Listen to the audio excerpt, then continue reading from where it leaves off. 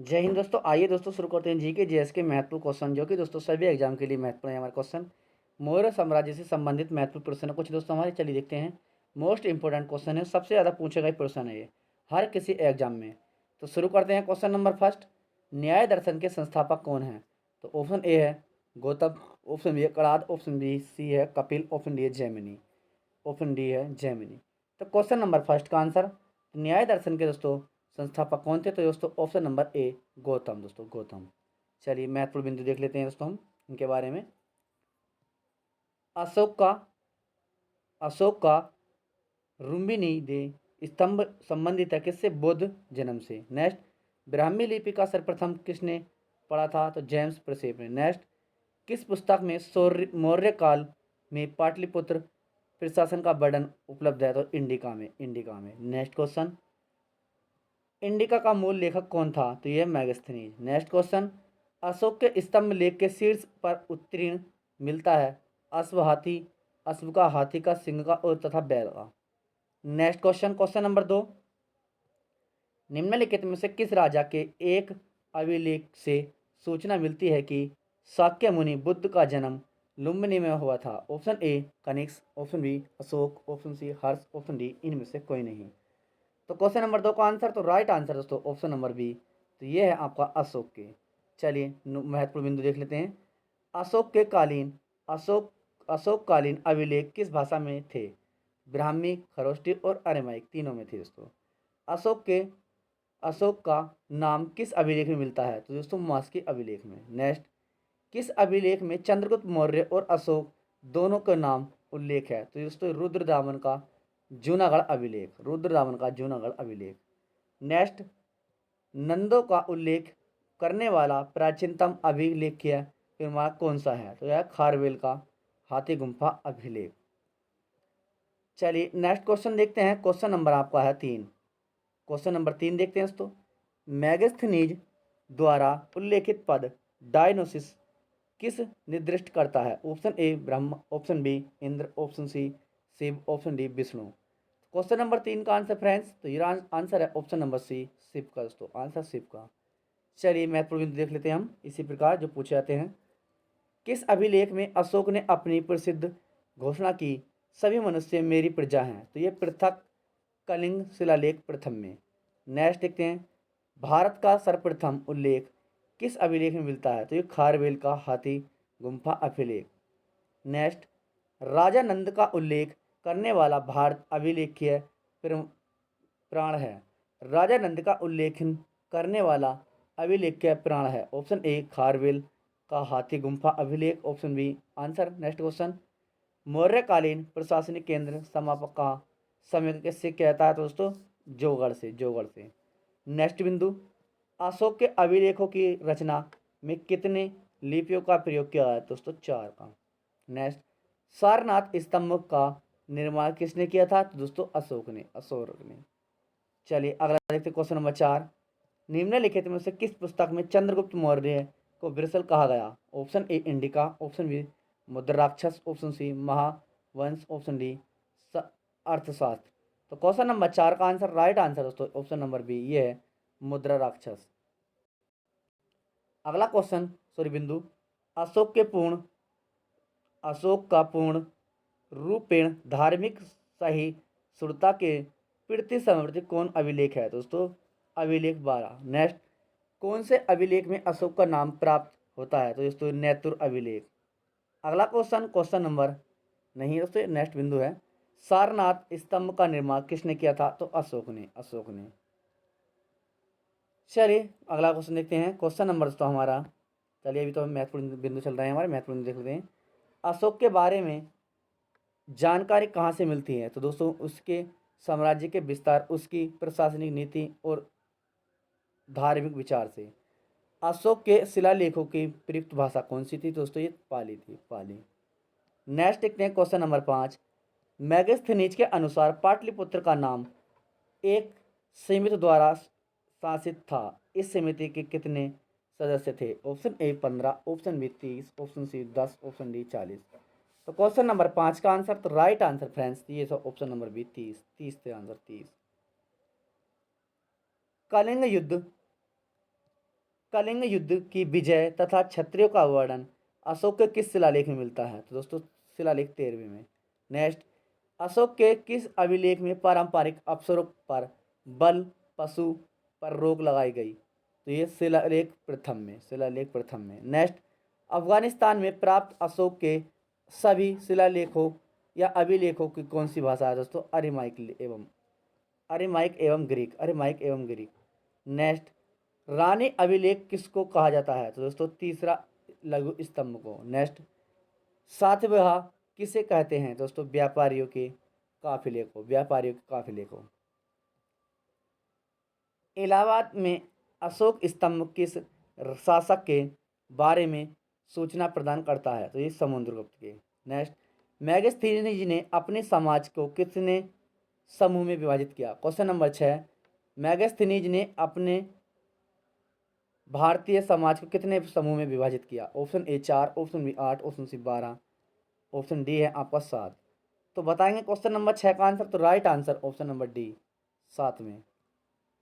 चलिए अगला क्वेश्चन देखते हैं।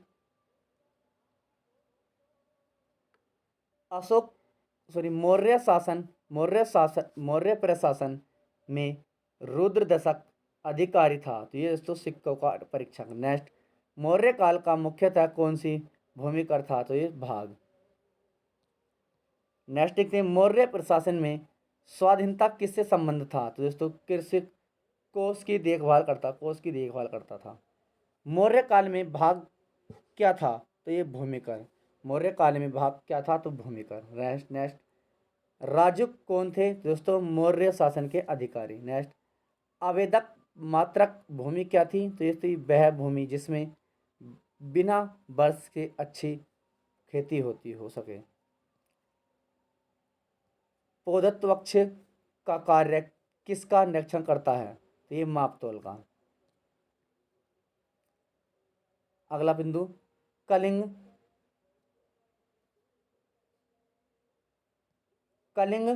युद्ध के विजय तथा क्षत्रियों के वर्णन अशोक के किस शिलालेख में मिलता है? दोस्तों अशोक के 13वें शिलालेख में। नेक्स्ट, अशोक के किस अभिलेख में पारंपरिक अवसरों का पर पशु बलि की रोक लगाई गई? तो शिलालेख प्रथम। अगला क्वेश्चन, अफगानिस्तान में प्राप्त अशोक के सभी शिलालेखों में कौन सी भाषा है? ये अरेमाइक एवं ग्रीक। नेक्स्ट बिंदु, रानी अभिलेख किसे कहा जाता है? तो तीसरा लघु स्तंभ लेख को। नेक्स्ट बिंदु, सार्थवाह किसे कहते हैं? तो इसे कहते हैं व्यापारियों के काफिले को। नेक्स्ट, इलाहाबाद में अशोक स्तंभ किस शासक के बारे में सूचना प्रदान करता है? तो ये समुद्रगुप्त के।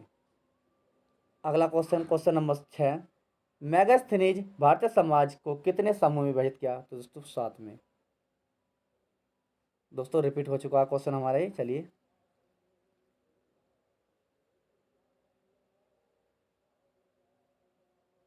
क्वेश्चन नंबर 7 देखते हैं। प्रसिद्ध यूनानी राजदूत मैगस्थनीज भारत में किसके दरबार में आए थे? Option A Ashok, option B Harshvardhan, option C Hemu, option D Chandragupta Maurya. तो क्वेश्चन नंबर राइट आंसर 7 का option number D Chandragupta Maurya. Drona किसके लिए एक माप था? तो ये अनाज के लिए। कौटिल्य के अर्थशास्त्र में किस अधिकारी को कर वसूलने का कार्य सौंपा गया था? तो ये समाहर्ता। नेक्स्ट, करसापण किसके लिए प्रयोग किया था? तो वस्तु खरीदने के लिए।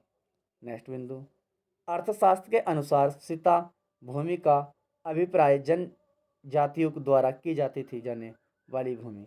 नेक्स्ट, मौर्य प्रशासन के भाग कौन से हैं? ये युक्ति, प्रादेशिक, राजुक। चलिए क्वेश्चन नंबर 8 देखते हैं। मौर्य काल में दुर्भिक्ष काल में राहत के लिए काश्तकारों के अस्तित्व का प्रमाण निम्नांकित से याद हुआ है? तो यह सोहरा पट अभिलेख, ऑप्शन बी सासाराम का लघु शिलालेख, ऑप्शन सी गिरनार का शिलालेख द्वितीय, ऑप्शन डी स्तंभ लेख द्वितीय। तो क्वेश्चन नंबर 8 का आंसर दोस्तों तो ये है ऑप्शन नंबर ए शाहगोरा पट शिलालेख अभिलेख। दोस्तों चलिए महत्वपूर्ण बिंदु देखते हैं। कौन सा राजवंश शासक सीरिया जैसे पश्चिम में पूरे देश से संबंध रखता है? तो मौर्य वंश। नेक्स्ट, मौर्य काल में कौन सी मुद्रा प्रचलन थी? तो ये पढ़। नेक्स्ट बिंदु, अशोक का समकालीन सीरिया का ग्रीक राजा शासक था? तो ये एंटोरियो द्वितीय थ्याम्स। नेक्स्ट, अशोक साम्राज्य की भाग थे, अशोक साम्राज्य के भाग थे कलिंग, कश्मीर और कर्नाटक। नेक्स्ट बिंदु, किस अभिलेख में दक्षिण भारतीय राज्यों का उल्लेख हुआ है? तो द्वितीय मुख्य शिलालेख में। नेक्स्ट क्वेश्चन नंबर 9, अशोक के किस लेख में बुद्ध पुस्तकों का लेख है? ऑप्शन ए जोगढ़ अभिलेख, ऑप्शन बी धौली अभिलेख, ऑप्शन सी भाब्रू लेख, ऑप्शन डी कलिंग लेख। तो क्वेश्चन नंबर 9 का आंसर तो ये ऑप्शन नंबर सी भाब्रू लेख। चलिए महत्वपूर्ण बिंदु देख लेते हैं। अशोक के साम्राज्य के अंतर्गत कौन सा राज्य सम्मिलित था? तो दोस्तों कर्नाटक। नेक्स्ट, अशोक के शासनकाल में सौराष्ट्र का गवर्नर कौन था? तो दोस्तों तुस्ताशक।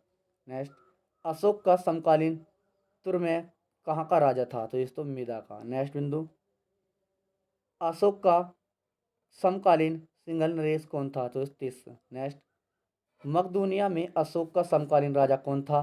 तो ये था एंटोनी गोठसा। चलिए क्वेश्चन नंबर 10 देखते हैं दोस्तों। ये हमारे मौर्य साम्राज्य के क्वेश्चन थे। चंद्रगुप्त मौर्य ने सेल्यूकस को किस वर्ष में पराजित किया था? तो 305 ईसा पूर्व में। नेक्स्ट, बिंदुसार के दरबार में कौन राजदूत था? तो ये डायमस। चलिए क्वेश्चन नंबर 10, निम्नलिखित में से किस एक राज्य देश में अशोक के व्यक्तिगत का नाम का उल्लेख मिलता है? तो ऑप्शन ए विशिष्ट कलिंग राज्य देश, option B Rummindei, option C Maski, option D Kalsi. तो क्वेश्चन नंबर 10 का answer, right answer option number C, ये है मास्की। चलिए महत्वपूर्ण बिंदु देख लेते हैं। यूनानी राजदूत डायमेकस किसके शासनकाल में भारत आया था? तो यह आया था दोस्तों बिंदुसार के। नेक्स्ट, अशोक के किस शिलालेख में चोल, पांड्य, केरल केरल पुत्र और सत्यपुत्र को पड़ोसी शक्तियों के रूप में उल्लेखित किया गया है? शिलालेख 13 में।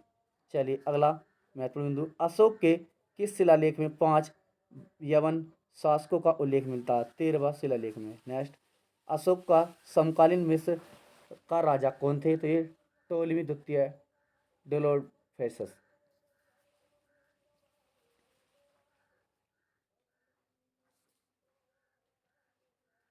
चाणक्य का अन्य नाम विष्णुगुप्त। नेक्स्ट, कौन से क्षेत्र अशोक साम्राज्य से सम्मिलित थे? कलिंग, बिहार, अफगानिस्तान। नेक्स्ट बिंदु,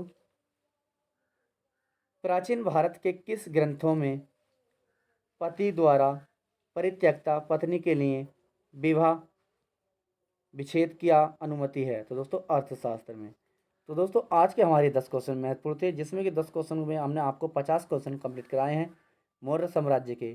तो जो भी भाई बहन नया है अभी तक चैनल सब्सक्राइब नहीं किया है तो कर लीजिए, ताकि दोस्तों हमारी क्लास के नोटिफिकेशन सबसे पहले आपके पास पहुँचे। जय हिंद दोस्तों।